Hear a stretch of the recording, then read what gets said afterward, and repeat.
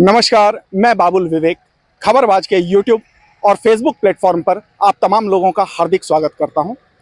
इस वक्त मैं भागलपुर लोकसभा अंतर्गत कहलगांव विधानसभा के वसंतपुर गांव में हूं और मैं इधर से निकल रहा था तो मैंने देखा कि यहां पर कुछ किसान इस वक्त अपने खेत में काम कर रहे थे और इन्होंने आलू की खेती की हुई है। अपने आलू की फसल को ज़मीन से निकाल रहे थे। तो मुझे लगा कि 2024 में यहाँ पर लोकसभा चुनाव पूरे देश में होना है, यहाँ पर भी चुनाव है और फिर 25 में यहाँ पर विधानसभा चुनाव होने हैं बिहार में। तो क्यों ना इन किसानों से बात की जाए। तो क्या नाम है आपका? मेरा नाम भोगो कुमार पासवान है सर। आप किसान हैं? हाँ सर। किस किस चीज़ का खेती करते हैं?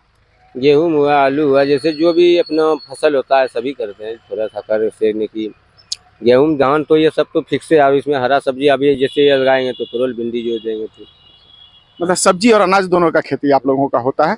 तो ये जो आलू का फसल आप लगाए थे, ये कितने महीने का फसल होता है? ये सर कितना 6 महीने का, कम से कम 6 महीना तो लग ही जाता है सर। 6 महीने का फसल होता है।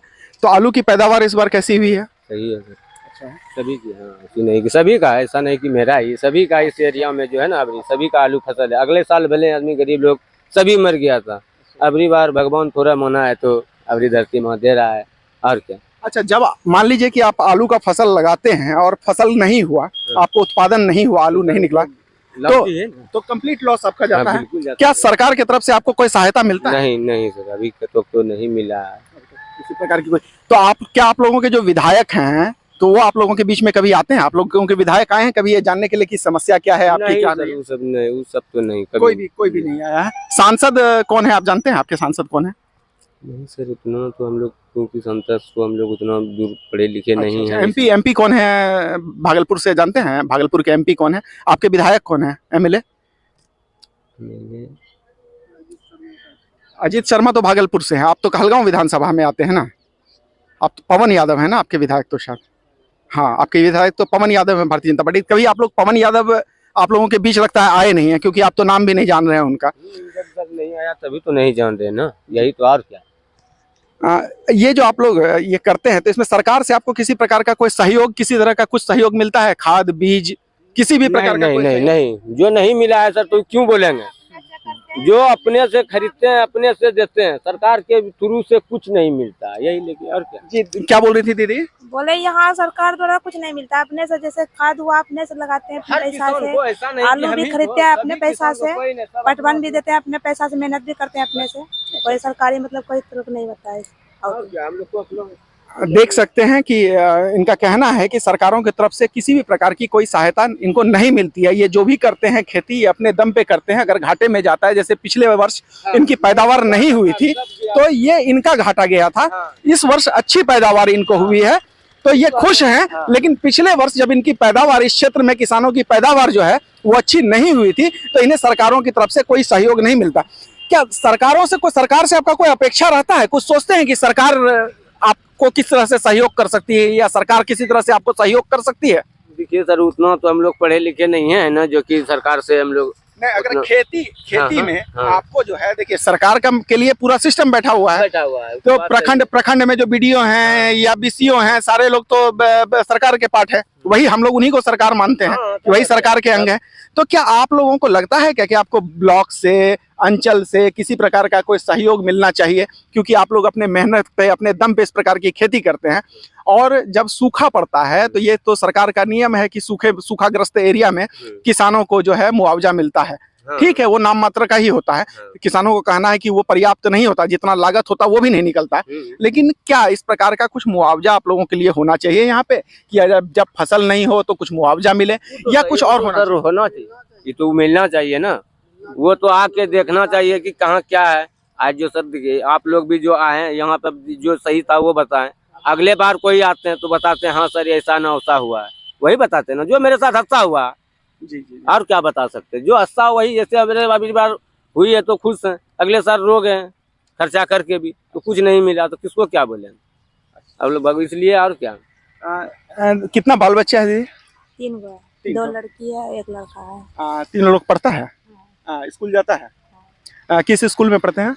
सरकारी स्कूल में पढ़ते हैं। सरकारी स्कूल में। तो कैसा पढ़ाई कैसा है सरकारी स्कूल में? आपका बच्चा तो सरकारी स्कूल जाता है, तो आपको क्या लगता है कि पढ़ाई वहाँ पे अच्छा होता है? टीचर पढ़ाई बहुत अच्छा है। पढ़ाई ठीक होता है। हाँ, पढ़ाई ठीक है। और पढ़ाई वढ़ाई में और जो मिड डे मील वगैरह और जो गवर्नमेंट का स्कीम बच्चों के लिए आता है, वो सारा स्कीम मिलता है बच्चों को? हाँ, वो सब मिल जाता है, वो सब तो मिल जाता है। जो मिलता है वो झूठ क्यों बोलेंगे? ये सारा चीज मिल जाता है। हाँ, लेकिन खेती किसानी में सरकार की तरफ से कोई सहयोग नहीं है।